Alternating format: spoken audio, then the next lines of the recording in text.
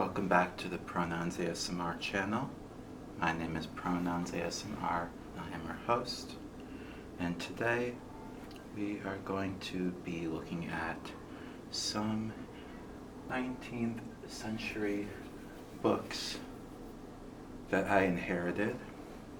They are for the most part bound in leather.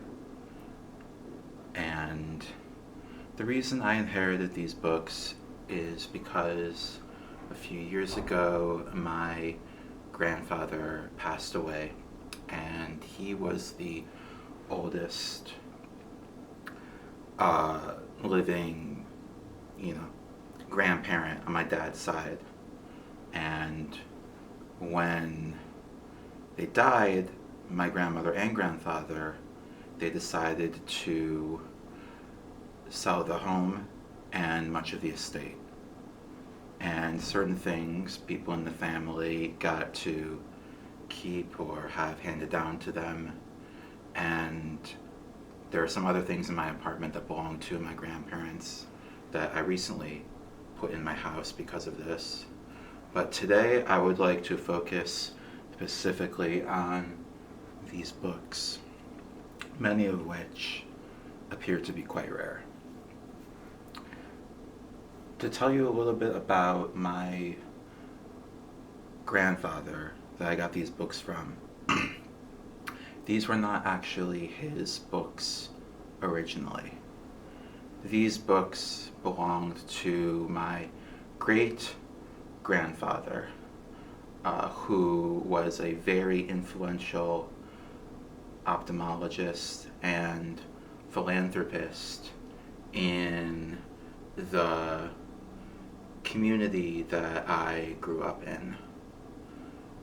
And in the 1890s and 1900s and the 1910s, a lot of immigrants were becoming established and starting to feel the benefits of coming to America and becoming enfranchised and making a name and a livelihood and a culture and a community for themselves there. And they all wanted to keep up appearances and make it seem like not only were they attached to their ethnic and cultural identities, but that the works of the New World that they had passed through and arrived in also belonged in their homes. They wanted to prove that they were learned, that they were well-read. They wanted to prove that they had money to devote to things like decoration. And so traveling salesmen would go door to door and they would sell these leather books. And the first set we will look at is a classic, from what I understand to be a classic, of the 1910s. Now, there are books here from the 19th century as well as the 20th century. And as I open them and show you them, I hope that we can just have a good time taking an inventory of just the age and the scale and the quality of these texts. So the first book that we have to look at is A Philosophical Dictionary by Voltaire. Voltaire was the French philosopher who wrote the novel, or the novella, I should say, Candide. And he also wrote this philosophical dictionary. Now notice this has a paper in it. If it gets really close, you might be able to see it says Voltaire at the age of 30. And here's a picture of our good man Voltaire. A Critique and Biography by Lord Morley. Notes by Tobias Smallbit. New translations by William F. Fleming, and an introduction by Oliver H.G. Liege. And you can see this is a book that was printed in 1927.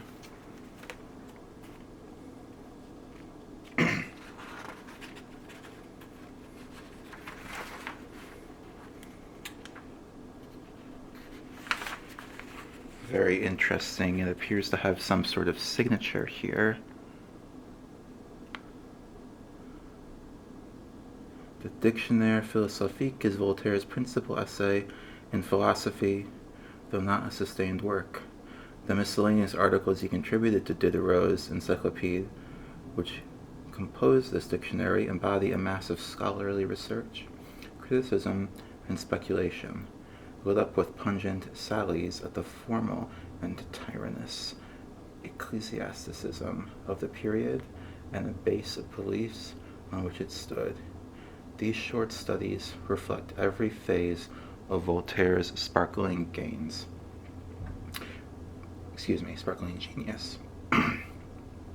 Though some of the views enunciated in them are now universally held, and others have become obsolete through extended knowledge, they were startlingly new when Voltaire, at period of freedom and reputation, spread them before the people of all civilized nations, who read them still with their first charm of style and substance. And it looks like the signature is from Oliver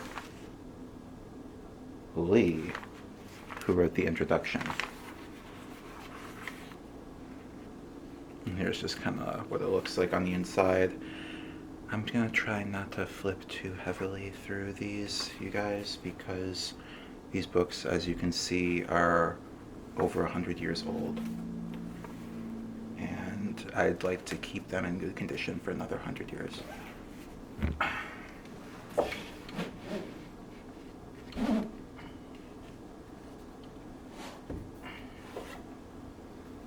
This next book is a leather-bound book in a series of Greek and Latin classics.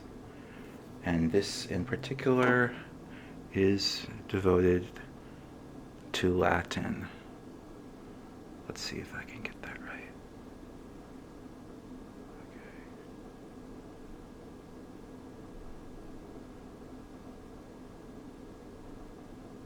Okay. You can see the inside is this kind of red velvety color. Really nice. Just gorgeous. The paper, I don't know if you can hear it, but it's quite heavy.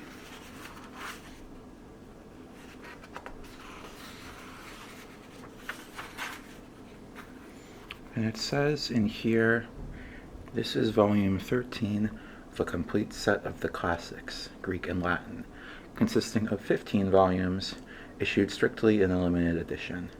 In volume 1 will be found a certificate as to the limitation of the edition and the registered number of this set. If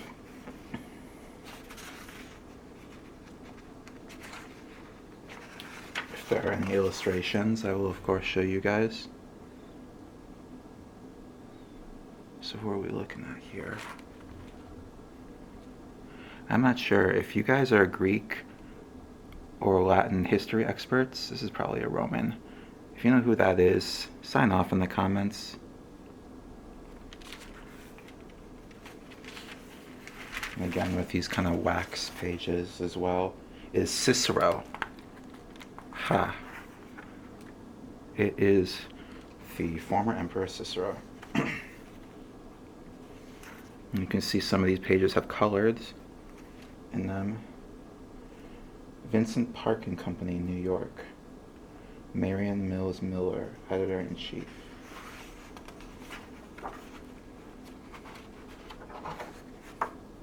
I've been trying to find a date of publication for this one.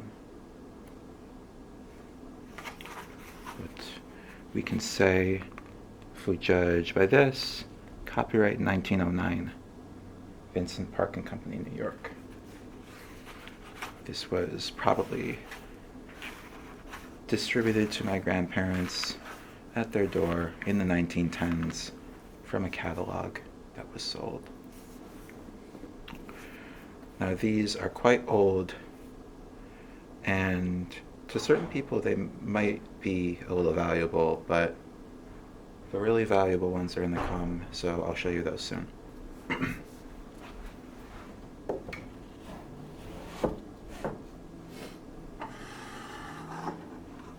grandparents also got this really cool turtle statue.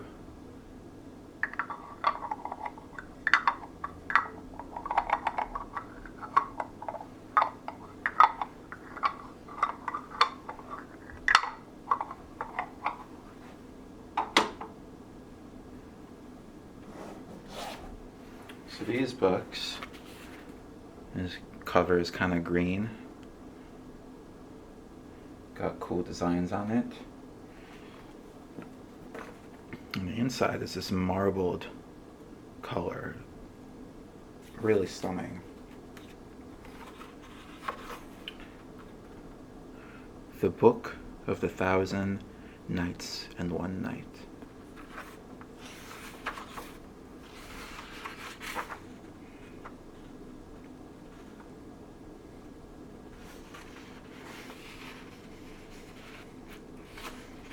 Copyright 1929, 1930. Contents: The Tale of Young Nur and the Warrior Girl, Recitals of Generosity and Conduct, Saladin and his Vizier, The Lover's Tomb, The Divorce of Hind, The Strange Tales of the Mirror of Virgins, The Tale of Aladdin and the Wonderful Lamp, The Parable of True Learning, Farazad of the Rose's Smile, The Tale of Kamar and the Expert Halima, The Tale of the Leg of Mutton, The Keys of Destiny. So super cool stuff. And this one is still in really great condition. You know, look at the binding. There's no obvious signs of crinkling or creasing. And so this is a set.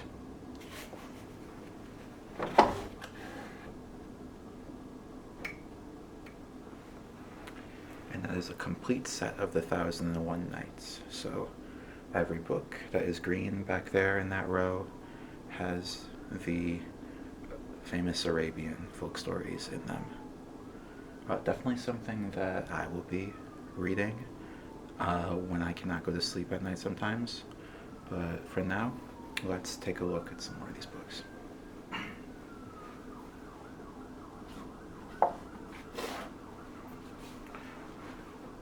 So here we have the Memoirs of Jacques Casanova. And I think everyone kind of knows who Casanova is.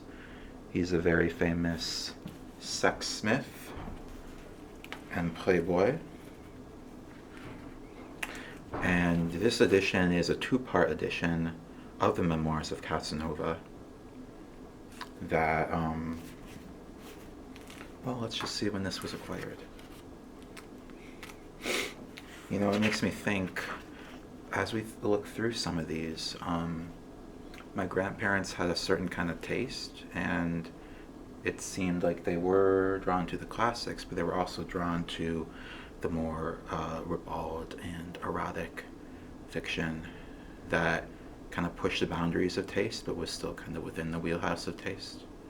So let's just keep an eye on that transgressive side of this fiction as we move forward through this. And this is a statue of Casanova that is in the book. And this says privately printed down at the bottom here. So Let's see how many copies there actually were of this. I wonder if this is a limited edition.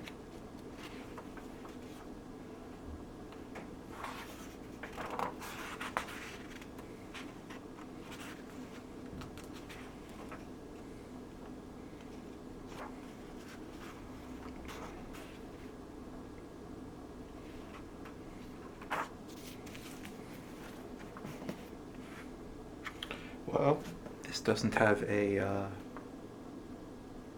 date on it. Sorry. I'm surprised. I'm sure if we looked up who Antoine Gaimard, the artist of these pictures in here, is, we could figure out when to date it. That's something I will look into, and I might follow up with you guys later about this.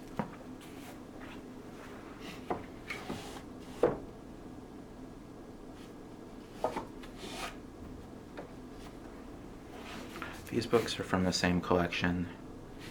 They're each kind of unique. This one is Droll Tales by Balzac, and this is Amores Flameda by Boccaccio.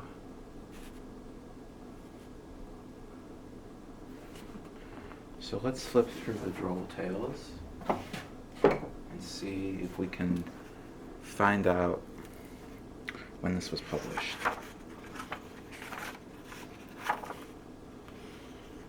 Privately printed for Rarity Press, 1931, and with some gorgeous pictures.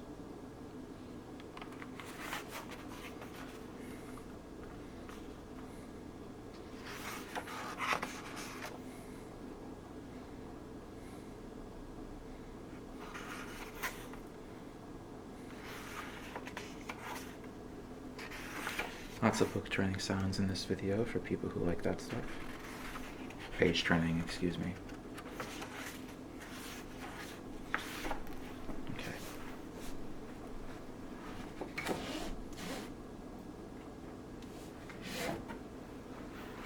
This is part of the works of Francis Rabelais.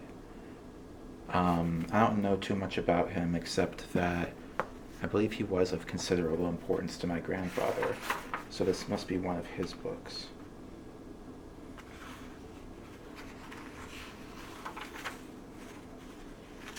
Inside this book, I have found this sheet of paper. Let's see if I can get it looking readable. Can you read that?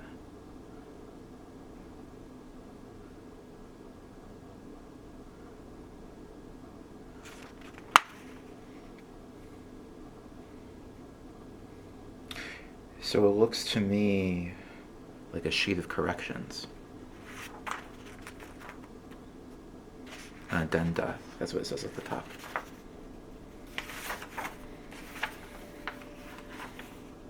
As we can see, a lot of these books have kind of this kind of style faceplate cover sheet with the picture of the author.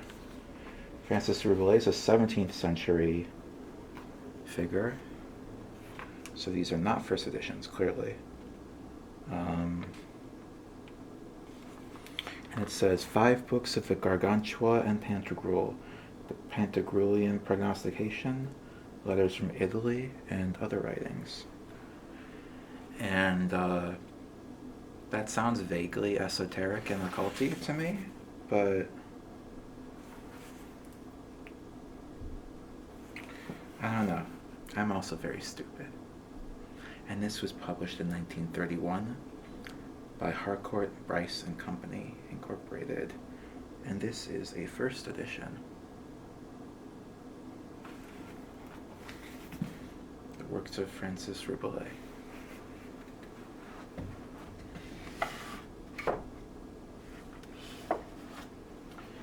This book is called The Gods Are Thirsty by Anatole France. Now, I don't know too much about Anatole France, except that he was one of those French writers who was quite popular in his era, but seems to have fallen out of trend in the modern era.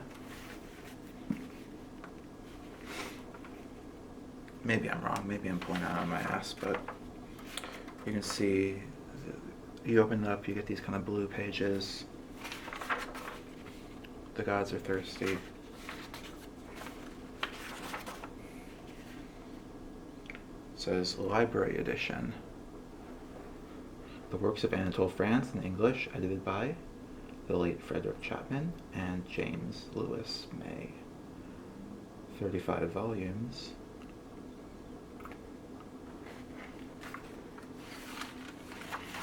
And here's a quite hilarious picture, in my opinion. Shawty got her titty out.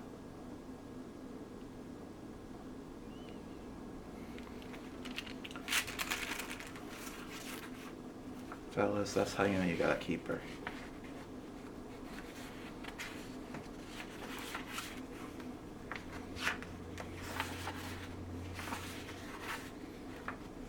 Spooky skeleton.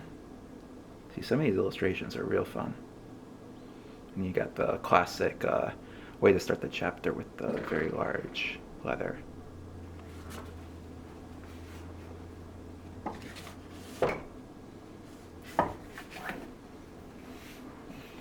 You've got Madame Bovary.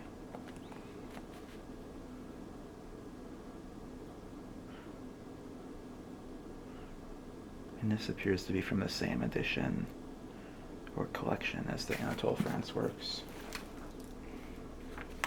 Look at these beautiful. See, they don't make books like this anymore, man.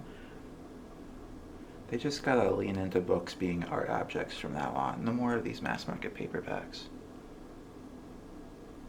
Give me something I can pass down like this. Just the front of it.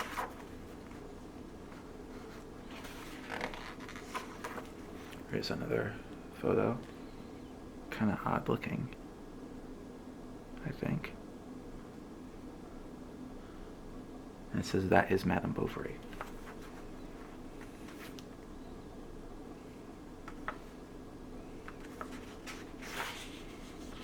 And this was first published in 1928.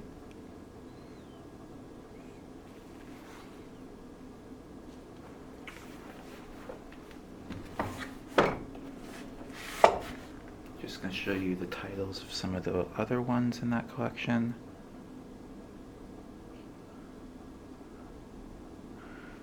If I can show it to you.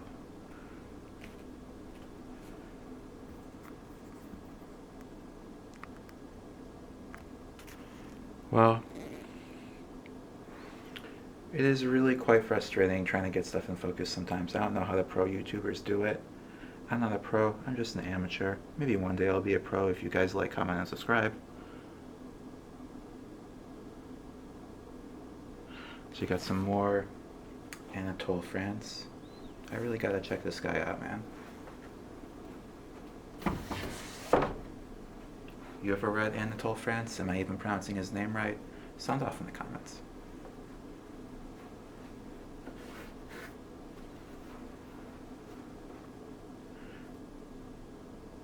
This one,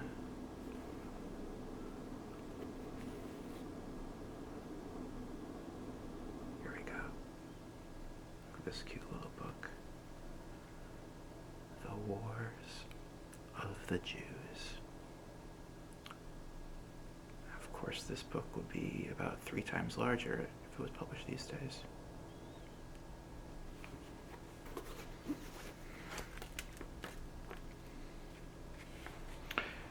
Ex Libris.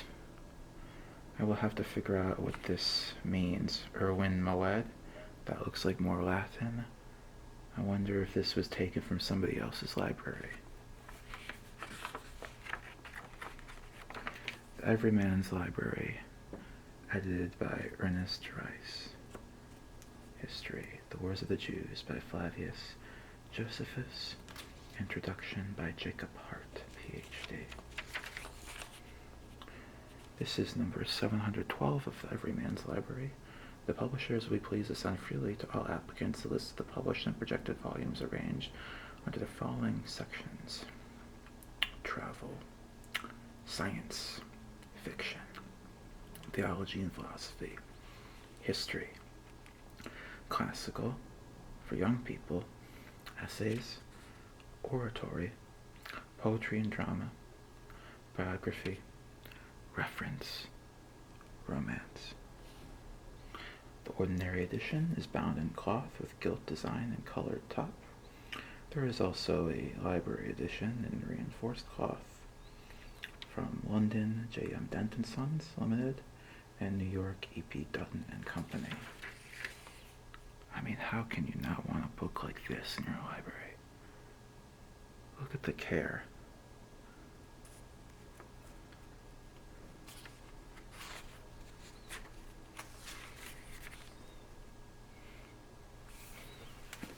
This is a book that is of, I believe, historical importance to my family, which is why we keep it.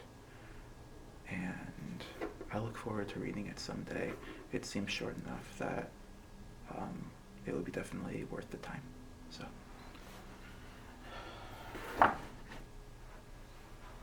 got some more on the kind of bottom shelf. So if you just don't mind if I squat down a little bit.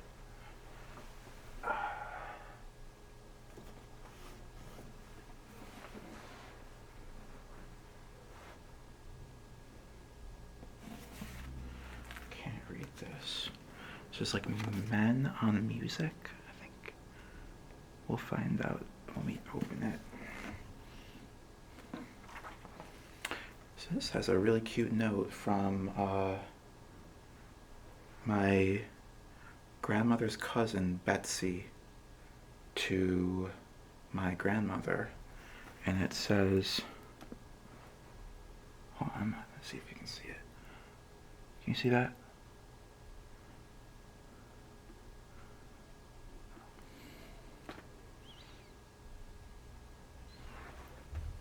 There we go.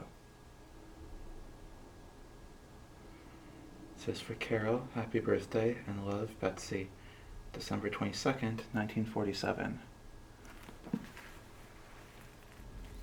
So it looks like this was a birthday present to my grandmother. Rest in peace, Grandma Carol. I love you very much. And it is Men of Music, Their Lives, Times, and Achievements. Now, Grandma, you're supposed to be a feminist. What are you doing reading about men, nasty men? Grandma. But that's okay. I love you.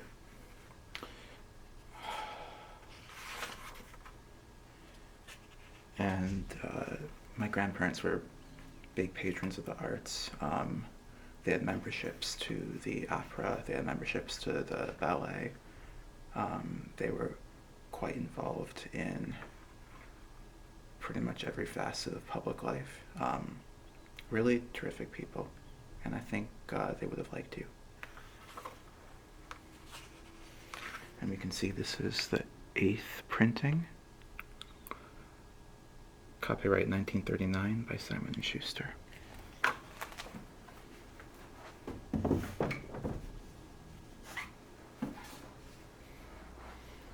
This looks like another book from that set that we saw earlier. And this is The Long Books of Ovid. The Love Books of Ovid, excuse me. And it is illustrated.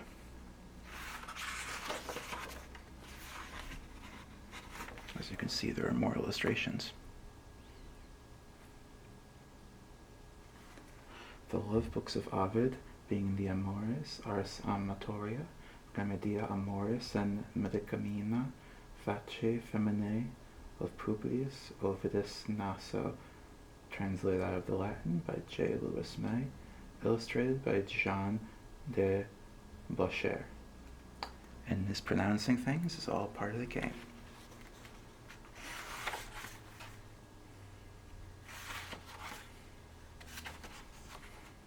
Now I know I said there's going to be some 19th century ones. I promise there will be. Just give me a second.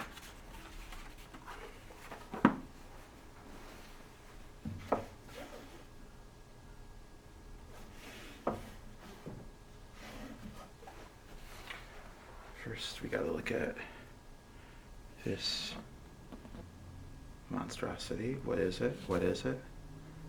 Well, it appears to be What Never Dies by D'Aurevilly. Can you see that?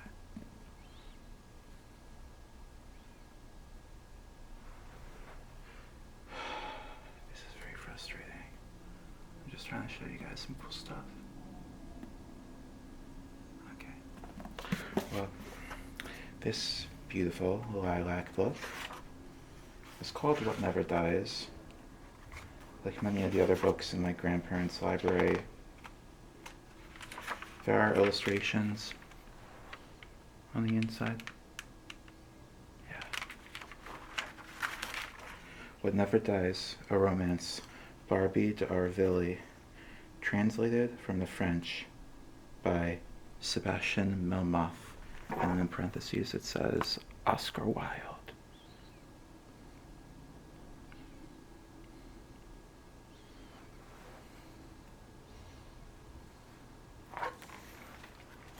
Privately printed in 1928. Was Oscar Wilde alive then? Who can be sure?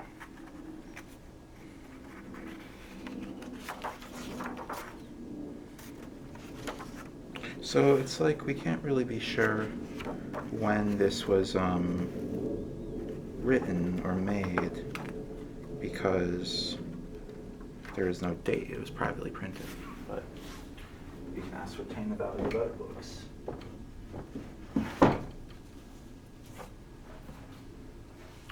This is another series. As you can see, this is the works of Gita. Yes. And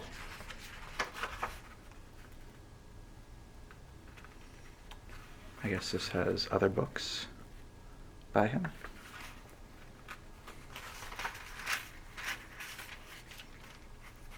Here is a picture of Gita.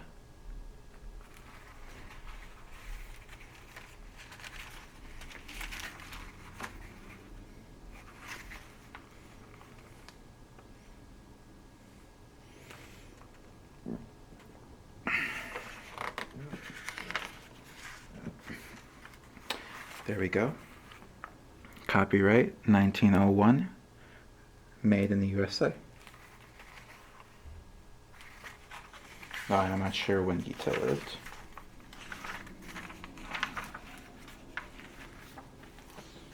But it's pretty cool that I have access to this story now, because it's now mine.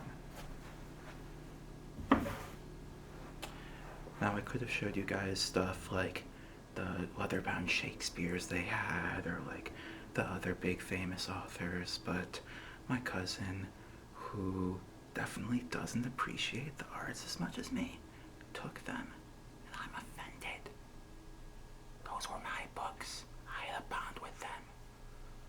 But it's all good, because I've got these other ones. Oh, fuck. I totally skipped over this one. These are the most valuable books in the collection. Probably. See this?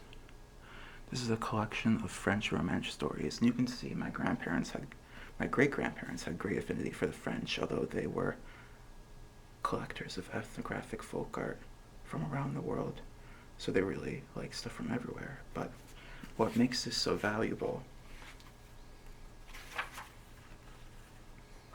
is if you turn to the front, you will see that it is a limited edition. This series is 309 out of 1,000.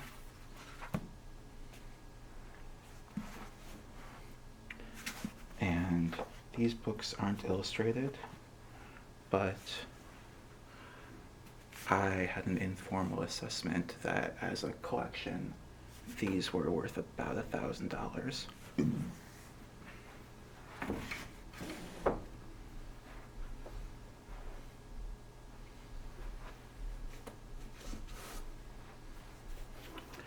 This also, I think, belonged to my grandmother.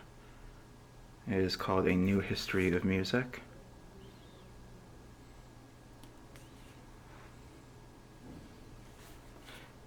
The Middle Ages to Mozart by Henry Pruniers, with introduction by Romain Holland, translated from the French by Edward Lexpeazer.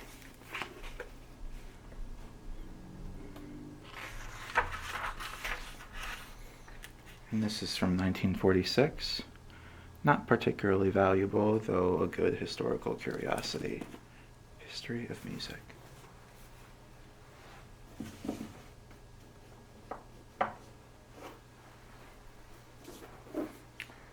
What could this one be? All alone with this quite nice art.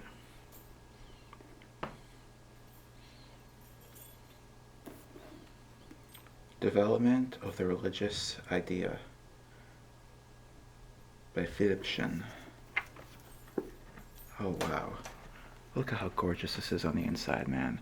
It's like a fucking box of chocolates when you open up these books. You never know what you're gonna get.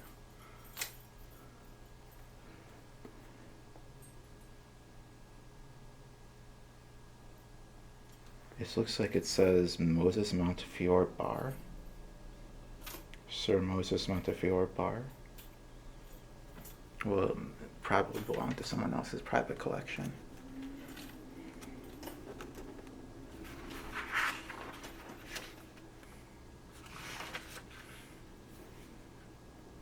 See?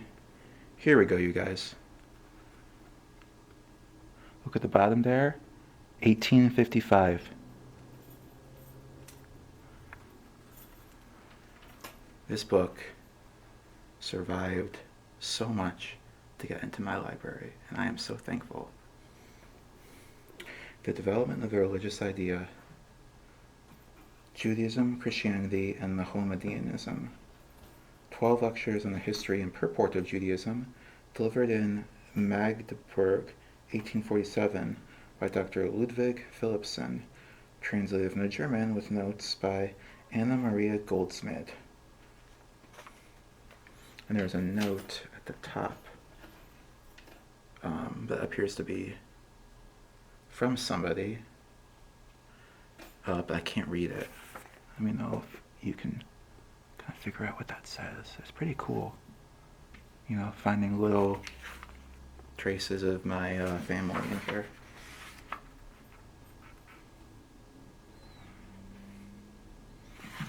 Well, it looks like someone wrote, remember to go to page 119. Let's see if there's anything there.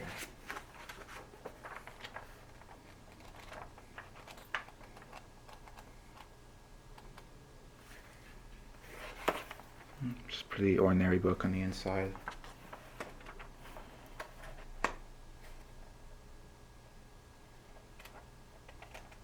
Looks like this was purchased for about $7.50 back in the day. Although, maybe I'm misreading that. This is really cool. You can see the gold leaf on these pages, and this book has barely aged. This book from 1855.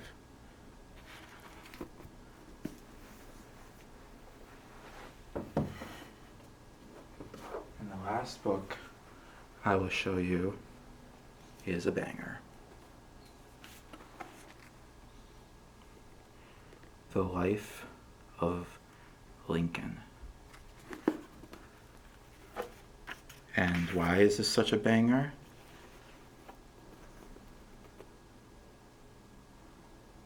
From the Lincoln Home, signed by A.S.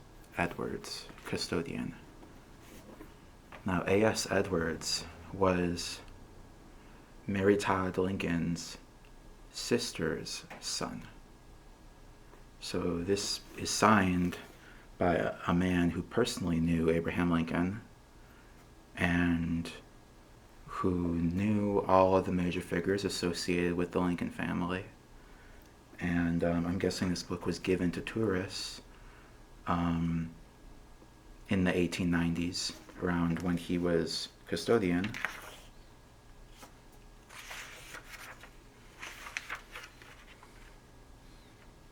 This is 1889. And then there's, of course, a picture of Abraham Lincoln.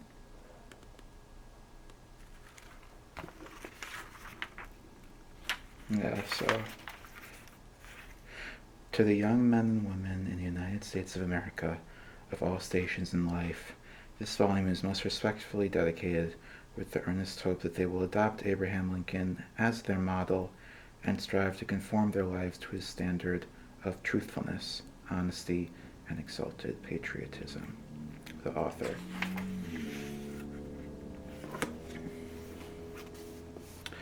I think this is worth $150. It's not, something that Abraham Lincoln wrote himself, but it is an artifact from the Lincoln home, which I think is pretty neat.